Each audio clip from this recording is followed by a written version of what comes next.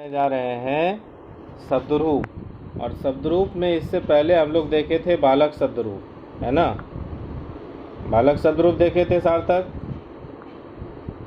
तो yes sir. बालक शब्दरूप हमने देख लिया था। नेक्स्ट है फलम शब्दरूप। आ जाइए फलम शब्दरूप पे। तो फलम शब्दरूप जहाँ आप देख रहे होंगे वहाँ आप यह भी देख रहे हैं कि किस प्रकार से फलम शब्दरूप दिया गया है। ठीक है, ये आपको फलम शब्दरूप है आकारांत नपुंसकलिंग। ठीक है, ये आकारांत है यानी अ आता है अंत में। ठीक है, लेकिन थोड़ा सा यहाँ चेंज करने की ज़रूरत है। जैसे संस्कृत में फल नहीं होता है, संस्कृत में बोलते हैं फलम। ठीक है, तो जब फलम बोलते हैं तो उसमें म आ जाता है अंत में, उसमें अंत में अ नहीं आता है। तो हम इसको मकारांत मानकर चलें, यानी कि म जिस जिस शब्द के अंत में आएगा, जैसे पुस्तकम, पुष्पम, चक्रम, कलमम, ठीक है, गृहम, ये सारे शब्द, इन सारे शब्दों का रूप जो है वो फल के अनुसार चलेगा। ठीक है, जैसे आप देख रहे हैं फलम शब्दरूप। फलम शब्दरूप में देखिए ध्यानपूर्वक, मैं एक एक विभक्ति को बताते चल रहा हूँ। सार्थक कहीं एक जगह बैठ जाइए बेटा। ठीक है, क्लास के समय हिलडुल नहीं होता है।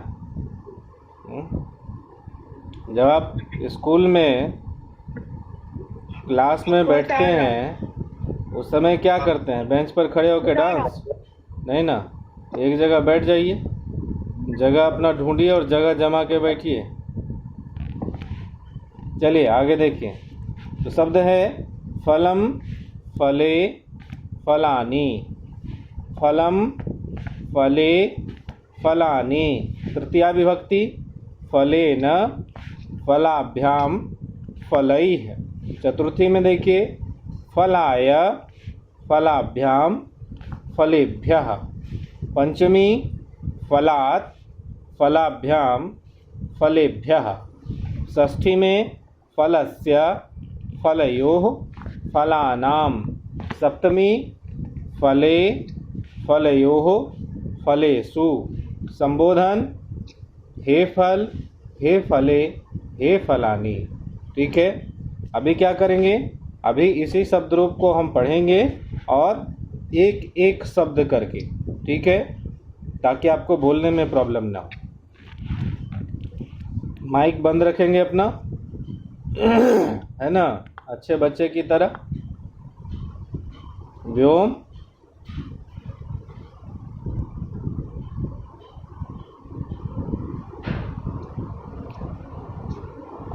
माही, माही कहाँ है? माही, माही आई है? Yes sir. माही, आज माही, माही नहीं है, माही रियलमी है, रियलमी 3। हाँ, तो माही कहाँ है? माही अपना नाम रियलमी 3 क्यों रखी है? मतलब क्या करना है? आज के बाद माही नहीं बोलेंगे हम, आज के बाद रियलमी 3 बोलेंगे, है ना? हैं? हाँ, चलिए क्लास लीव होने के बाद नेम करेक्ट कर लेंगे। ठीक है, चलिए आगे देखिए, एक एक शब्द, शब्द बाय शब्द देखेंगे शब्द रूप के। फलम साथ में बोलेंगे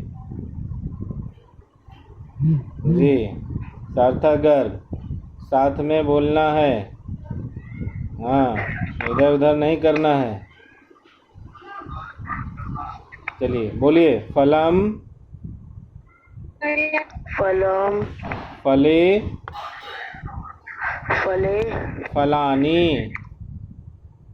फलानी। फलम, फलम, फले, फले, फलानी।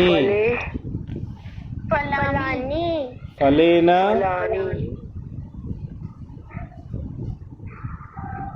फलेन, फलाभ्याम, फलैः। फलाय फलाभ्याम फलेभ्यः फलात् फलाभ्याम फलेभ्यः फलस्य फलयोः फलानां फले फलयोः फलेषु हे फल हे फले हे फलानि।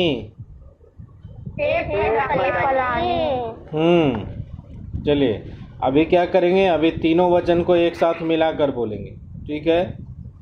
फलम फले फलानि, फलम फले फलानि, फलेन फलाभ्याम फलैः,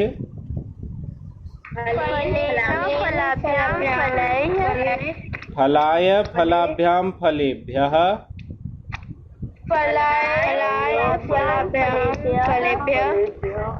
फलात् फलाभ्याम फलेभ्यः,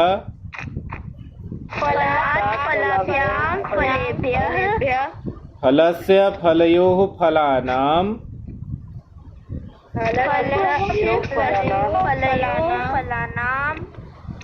फले फलयोः फलेषु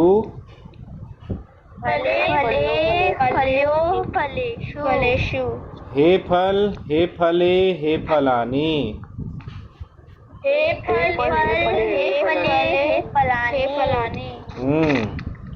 अभी दिक्कत तो नहीं होगी पढ़ने में? No sir. फलम शब्द रूप पढ़ने में प्रॉब्लम आएगा अब? No sir. चलो ट्राई करते हैं, आएगा कि नहीं आएगा एक बार खुद से पढ़िए और बताइए। आएगा। पढ़ के देखिए, आएगा तो बताइए मुझे कहाँ प्रॉब्लम आ रहा है। चलिए पढ़िए तो। नहीं आएगा। नहीं, खुद से पढ़िए, खुद से पढ़िए, खुद से पढ़ के हमें सुनाइए। मैं माइक ऑन कर रहा हूँ सबका। हाँ एकदम माइक खोल के पढ़िए। फलम फले फलानि फले फलाभ्याम फलाय फलाभ्याम फलेभ्यः फलात् फलाभ्याम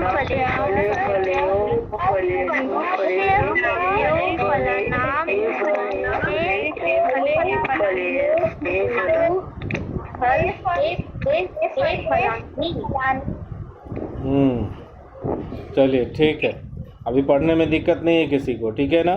ओके आगे चलते हैं। सर्वेषां नपुंसकलिंग शब्दानां तृतीया विभक्ति सप्तमी विभक्ति पर्यंतम रूपाणि पुल्लिंगवतेव भवन्ति। ठीक है, कहते हैं कि सर्वेषां नपुंसकलिंग शब्दानां, सभी नपुंसकलिंग शब्द के रूप तृतीया विभक्ति से, जैसे प्रथमा विभक्ति और द्वितीया विभक्ति में नपुंसकलिंग शब्द का जो रूप है वो जो प्रथमा में होता है ठीक वैसा ही द्वितीया में भी है।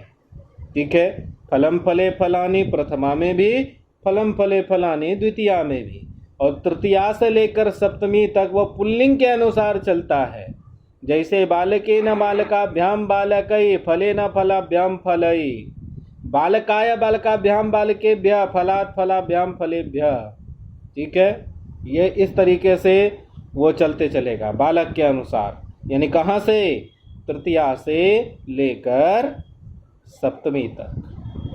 क्लियर है? Yes sir. अब जितने भी नपुंसकलिंग शब्द आएंगे वो चाहे पुस्तकम है, चाहे पुष्पम है, चाहे कार्यम है, चक्रम है, वो सब फलम के अनुसार चलेगा। क्लियर है? अब आगे चलिए, आगे दिया गया है अभ्यास। अभ्यास में आप देखेंगे कि ये जो अभ्यास दिया गया है, प्रत्येकम वाक्यस्य समक्षम कोष्टके द्वे पदे दत्ते प्रत्येक वाक्य के सामने कोष्टक में 2 शब्द दिए गए हैं। उचित पदम चित्वा रिक्त स्थानानि पूरयन्तु, उचित शब्द को चुनकर खाली स्थान को भरे। ठीक है, अब क्या करना है, यहाँ पे उचित शब्द चुनना है। तो उचित शब्द क्या है, जैसे उदाहरण देखें, उदाहरण के अनुसार काम करना है। नरह डैश जीवति। अब नरह मतलब मनुष्य डैश से जीवित रहता है। ठीक है, अब यहाँ पर ऑप्शन है मेरे पास 2। एक है भोजनस्य, जिसका मतलब है भोजन का। दूसरा है भोजनेन, जिसका मतलब है भोजन से। तो मनुष्य किससे जीवित रहता है, भोजन से जीवित रहता है या भोजन का जीवित रहता है? भोजन से, भोजन से, भोजन से। तो हमें इस दोनों में से कौन सा ऑप्शन चुनना चाहिए, भोजनस्य या भोजनेन? भोजनेना, भोजनेन।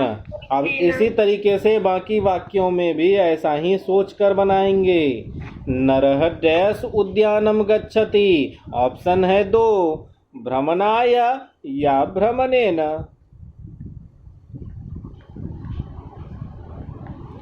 बताइए, दोनों में से कौन सा ऑप्शन लगावे हम? भ्रमणाय लगाना चाहिए या भ्रमणेन?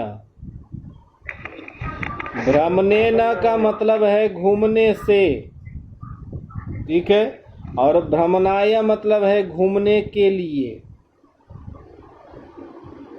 सर भ्रमणेन, भ्रमणेन, भ्रमणेन। तो इस भ्रमणेन अगर लगाते हैं तो इसका अर्थ होगा मनुष्य घूमने से बागीचा जाता है। वाक्य सुन के अच्छा लगा?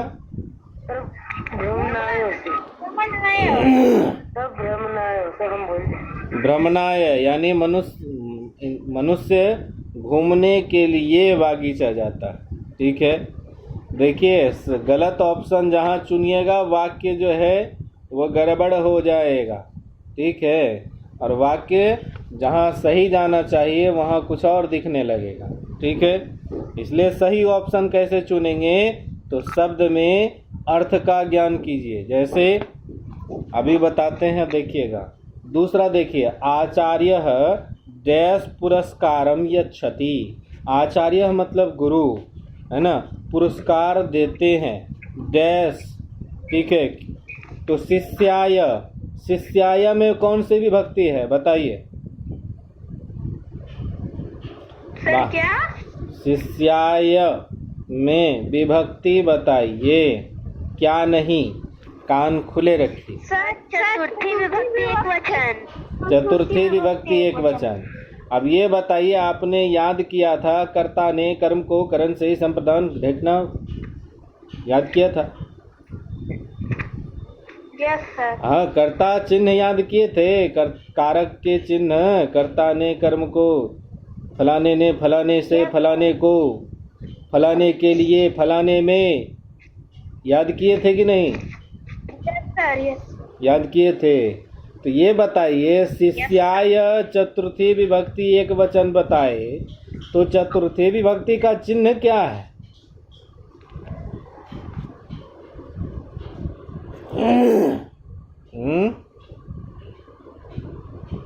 को के लिए। चतुर्थी विभक्ति का चिन्ह है को के लिए। ठीक है, तो शिष्याय में या तो को लग सकता है या तो के लिए लगेगा। अब ये बताइए, वहीं पे ऑप्शन एक और है, शिष्यात। कौन सी विभक्ति?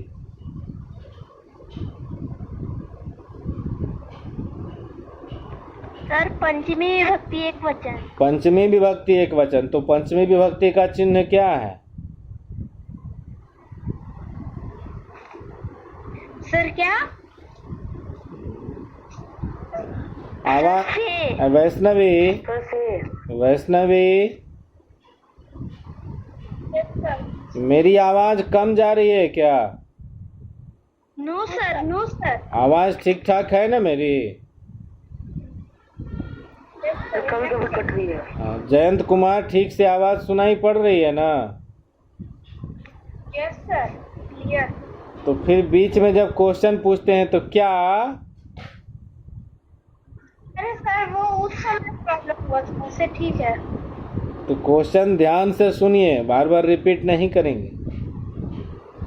शिष्यात शब्द है, विभक्ति है पंचमी एक वचन। तो पंचमी एक वचन का चिन्ह बताइए। से अब ये बताइए, पहला ऑप्शन है शिष्याय, जिसमें लगेगा शिष्य के लिए, और दूसरा ऑप्शन है शिष्यात, जिसका अर्थ होगा शिष्य से। शिष्य से। दोनों में से कौन सा ऑप्शन लगाए वहां पे? गुरु डैश पुरस्कारम यच्छति। शिष्याय। अब समझ में आया कैसे चुनते हैं ऑप्शन को? Yes sir. हाँ, इसी तरीके से मालाकारः डैश पुष्पाणि आनयति, उद्यानम या उद्यानात्। उद्यानम में कौन सी विभक्ति? सर पहली और दूसरी। तो विभक्ति एक वचन। ठीक है, द्वितीय विभक्ति एक वचन। द्वितीय विभक्ति एक वचन का चिन्ह क्या है? सर को। तो इसका मतलब क्या होगा? उद्यानम मतलब क्या होगा? बगीचा। बागीचा केवल होगा। तो फिर उद्यान मतलब क्या होगा, ये समझा दो। बगीचा को। बागीचे को। बगीचा अब ठीक, अब उद्यानात मतलब बताओ। सर उद्यानात का मतलब से बगीचा से। तो ऊपर में कौन सा ऑप्शन लगेगा?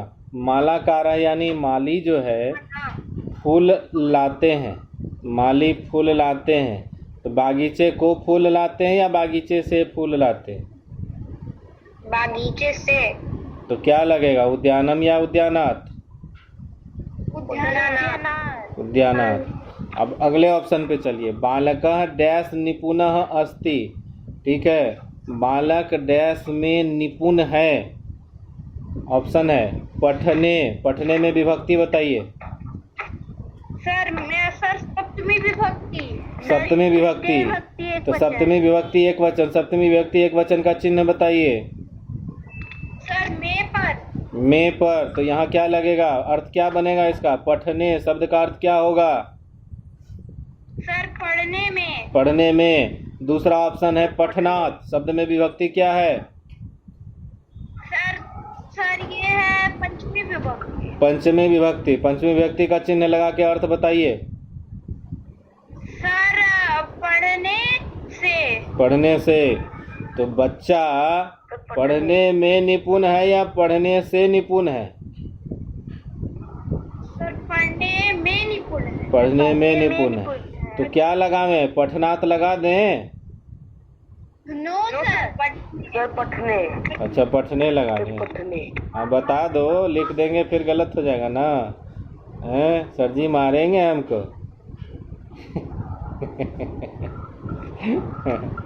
चलो अगले पर चलते हैं। अगला जो है वो है आकारांताः स्त्रीलिंगे। आकारांत स्त्रीलिंग। वर्ण विन्यास रिक्त स्थानम पूरयन्तु। वर्ण विन्यास में खाली स्थान को भरे। तो सबसे पहले है शब्द लता। आकारांत है। आकारांत शब्द पहले आपको बता दें कि आकारांत शब्द जितने होते हैं वो स्त्रीलिंग शब्द होते हैं। ठीक है, जैसे लता शब्द को अगर हम अलग अलग करते हैं तो ल हलंत प्लस अ प्लस त हलंत प्लस डैश क्या? आ। उसी प्रकार से धरा शब्द को अलग करेंगे। ध हलंत प्लस अ प्लस र हलंत प्लस डैश। महिला शब्द को अलग करते हैं। म हलंत प्लस अ प्लस ह हलंत प्लस ई प्लस ल हलंत प्लस डैश। हाँ, ठीक है। निशा शब्द को अलग करेंगे तो न हलंत प्लस ई प्लस तालब श हलंत प्लस डैश। हाँ, शिक्षिका शब्द को अलग करेंगे। तालब श हलंत प्लस ई प्लस क हलंत प्लस मूर्धन स हलंत प्लस ई प्लस क हलंत प्लस डैश, यानी कि लता, धरा, महिला, निशा और शिक्षिका, इन सभी का अंतिम वर्ण बाहर निकल के क्या आया? यानी कि इसको कौन सा शब्द कहेंगे? सर आकारांत। आकारांत कहेंगे। और ये लता, धरा, महिला, निशा और शिक्षिका शब्द देखने से आपको क्या लगा? ये आकारांत तो हैं, लेकिन शब्द क्या पुल्लिंग है कि नपुंसकलिंग है? स्त्रीलिंग है। स्त्रीलिंग है। तो जितने भी आकारांत होंगे और स्त्रीलिंग होंगे शब्द, ठीक है, जितने भी आकारांत शब्द होंगे वो स्त्रीलिंग शब्द होंगे। इतना तो बात क्लियर हो गया।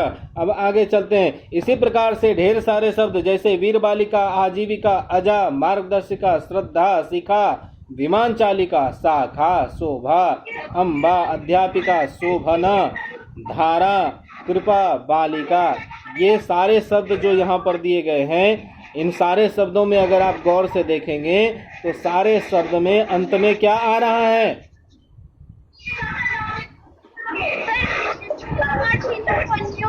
म्यूट करिए।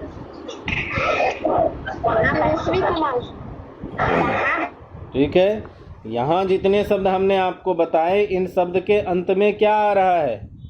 जैसे वीर बालिका, आजीविका, अजा, मार्गदर्शिका आ रहा है, तो इसको क्या कहेंगे आप? इकारांत?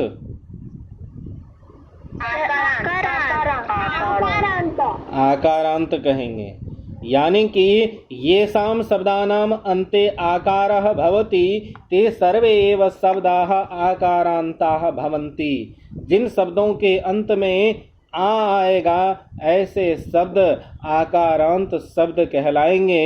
और आकारांत शब्द प्रायः स्त्रीलिंग होते हैं। ठीक है, जैसे ऊपर में लिखे हुए ऊपरी लिखिता सर्वे एव शब्दाः स्त्रीलिंगाः सन्ति, ऊपर लिखे हुए सारे शब्द स्त्रीलिंग हैं। ठीक है, तो ऐसे शब्द जिनके अंत में आएगा और आकारांत होंगे और स्त्रीलिंग होंगे, ऐसे शब्दों का शब्द रूप किसके अनुसार चलेगा? बालक के अनुसार कि फलम के अनुसार? लता के अनुसार। अच्छा, लता के अनुसार। तो फिर बताइए कि लता शब्द रूप कैसे चलेगा? पैर से चलेगा कि हाथ से चलेगा? लताम लते लता, हाँ, लतया लताभ्याम लताभि, लताए लताभ्याम लताभ्य, लताया लताभ्याम लताभ्य, और लताया लतयो लतानाम, लतायाम लतयो लतासु, हेलते हेलते हेलता। वाह, बहुत बढ़िया, बहुत सुंदर। यानी कि आपने पूरा लता शब्द रूप ही सुना डाला। ठीक है, तो समझ गए सारे लोग? पढ़ पाएंगे कि कहीं दिक्कत है? एक बार पढ़ के देख लीजिए लता शब्द रूप में, अगर कहीं उच्चारण में दिक्कत है तो मैं सुन लेता हूँ सभी का। लते लता, लताम लते लता, लत्या लताभ्याम लताभि, लताई लताए लताभ्याम लताभ्य, लताया लताभ्याम लताभ्य, लताया लत्यो लतानाम लतायाम, लत्यो लतासु, हेलते हेलते हेलता। वाह, बहुत सुंदर, बहुत सुंदर पृथ्वी। ठीक है, बिल्कुल सही उच्चारण है, कहीं कोई गड़बड़ी नहीं है। मुझे लगता है कि सभी को पढ़ने आ जाएगा। हैं? Yes sir. तेजस्वी है, तेजस्वी मौजूद है यहाँ पे? सर अभी तो थी। तेजस्वी, माइक ऑन करके सामने आइए।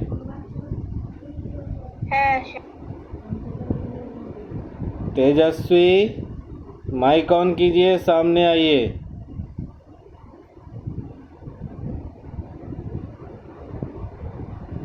सर षष्ठी विभक्ति का एक वचन कैसे पढ़ेंगे? सप्तमी विभक्ति एक वचन लतायाम।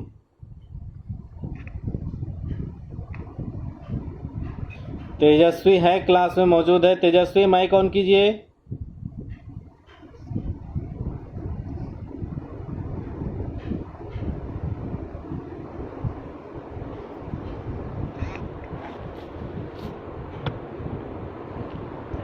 देखिए, पढ़ने में शर्माते रहिएगा ना तो बेटा तेजस्वी, तो फिर पढ़ने नहीं आएगा, ठीक है। तो जब शर्माना है तब घर में रहिए, ज़्यादा बेहतर। ना लोग आपसे पूछेंगे ना आपको जवाब देना पड़ेगा, ठीक है। इसलिए मुंह छिपाइए और घर में बैठिए, ज़्यादा बेहतर, ठीक है।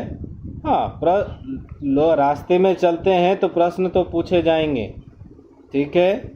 और बातें करनी आनी चाहिए कि आप कैसे बात करेंगे। मुँह छिपाकर बैठने से पढ़ने तो नहीं आएगा, ठीक है। हाँ, बाद में आपको प्रॉब्लम होगा तो कहेंगे कि सर पढ़ाए तो थे, बट ये नहीं बोलिएगा कि हम पढ़े नहीं थे, है ना। चलिए आगे। तो जैसे आपने देखा कि आकारांत शब्द जितने भी आएंगे ऐसे शब्दों का रूप लता के अनुसार चलेगा। ऐसे ही कुछ शब्द नीचे दिए गए हैं अभ्यास नंबर 1 में। अभ्यास नंबर 1 में दिया गया है लता शब्दस्य उपरि लिखितानि रूपानि अधिकृत्य। लता शब्द रूप जो ऊपर लिखा हुआ है उसके अनुसार अधोलिखित शब्दानाम यथा निर्दिष्टम रूपानि लिखन्तु। नीचे दिए गए शब्दों का ठीक वैसे ही रूप लिखिए। इन सारे शब्दों का रूप लता के अनुसार चलेगा। शब्द क्या है? शब्द है शिक्षिका, मार्गदर्शिका, आजीविका, धरा, विमान चालिका, मधुरा, श्रद्धा, महिला। ये सारे शब्दों का शब्द रूप लता के अनुसार चलेगा। तो सबसे पहले हम क्या करेंगे? लता शब्द रूप तो आपने देख लिया। शिक्षिका शब्द प्रथमा विभक्ति लता के अनुसार चलाइए। कैसे चलेगा बताइए? शिक्षिका, शिक्षिका, शिक्षिका, शिक्षिका, शिक्षिका। वाह, बहुत सुंदर। अगला शब्द है मार्गदर्शिका। मार्गदर्शिका शब्द का द्वितीया विभक्ति में रूप चलाना है। ठीक है। आजीविका तृतीया।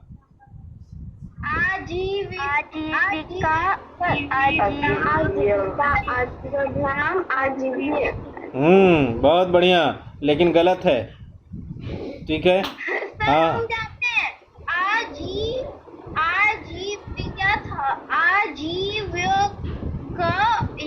बस कर दे बेटा, बस कर दे, छोड़ दो, अब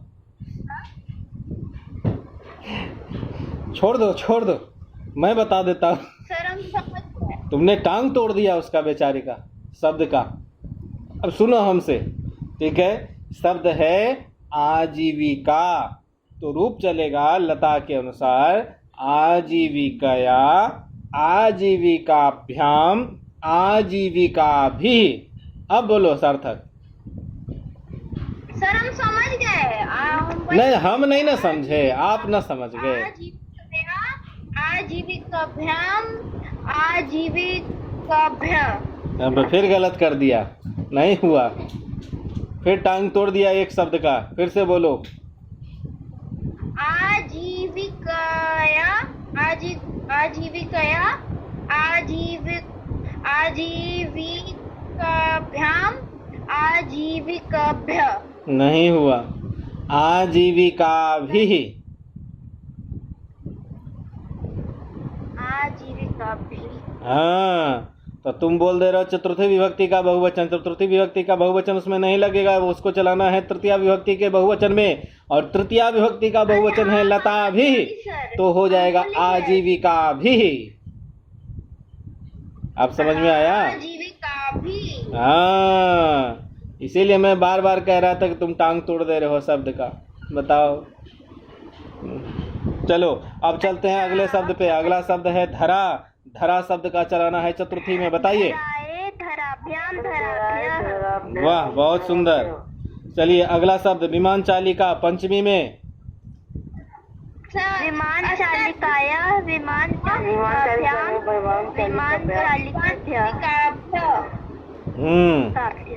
चलिए विमान चालिकाभ्य। अगला शब्द है मधुरा, चलाना है षष्ठी में। मधुराया, मधुराया, मधुरानाम। हाँ, इसका हो जाएगा मधुरायाः, मधुरयोः, मधुरानाम, मधुरायाः, मधुरयोः, मधुरानाम। अगला शब्द है श्रद्धा, चलाना है सप्तमी में। श्रद्धायाम, श्रद्धयोः, हाँ चलिए, बहुत खूब, बहुत बढ़िया। अगला शब्द है महिला। महिला शब्द का चलाना है संबोधन। हे महिले, हे महिले, हे महिला, हे महिला, हे महिले, हे महिले, हे महिला। हाँ, अब समझ में आया लता के अनुसार कैसे रूप चलेगा सारे शब्दों का? Yes sir. हैं? अब कभी भी आकारांत शब्द अगर दिख जाए तो उसका रूप लता के अनुसार चला लेना।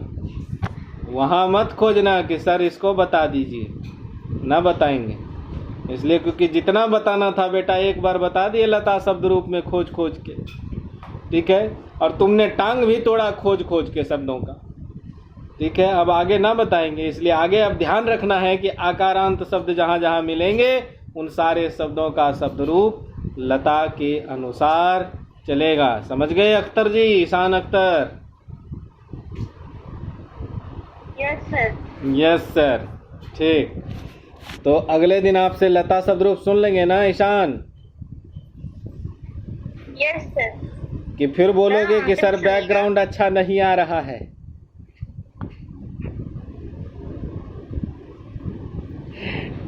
तो हम खोज लेंगे कि तुम किस जंगल में बैठे हो। Okay sir. हाँ ठीक। चलिए अब चलते हैं नंबर 2 पे। नंबर 2 का अभ्यास है अधोलिखित वाक्येषु आकारांत पुल्लिंग शब्दानां स्थाने आकारांत स्त्रीलिंग शब्दानां प्रयोगम कुरुत।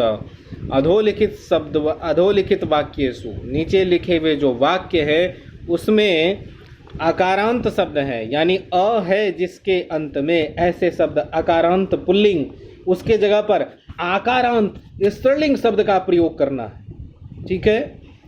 जैसे हाथी जो है ना, गज, गज मतलब हाथी, और गज मतलब हाथी, और गजा मतलब सर गजा मतलब लड़कियां। सर क्या बोलो बोलो बोलो। हथनी, समझ गए? हाँ हथीनी। सर फीमेल हाथी। हाँ फीमेल हाथी। हाथी फीमेल कर दो। देखो जानवर जो होते हैं ना उसमें नर और मादा का प्रभाव चलता है, ठीक है। जैसे नर हाथी और मादा हाथी, ठीक है। तो उसे या तो नर हाथी या मादा हाथी कह सकते हैं, या अगर उसके लिए आपको शब्द अगर मालूम है जैसे हाथी और हाथीनी, ठीक है। तो हाथीनी जो हो गया वो स्त्रीलिंग है, ठीक है, और हाथी जो है वो पुल्लिंग है, ठीक है। और समय जो है वो समाप्त है, ठीक है। इसलिए अगले बार हम आपको इस अभ्यास के विषय में पूरी जानकारी देंगे और अगली कक्षा में मिलते हैं फिर आपके साथ इस अभ्यास के साथ। तब तक के लिए बाय बाय। सुरक्षित रहिए, सेफ रहिए, घर में बने रहिए, पढ़ते रहिए, मगन रहिए।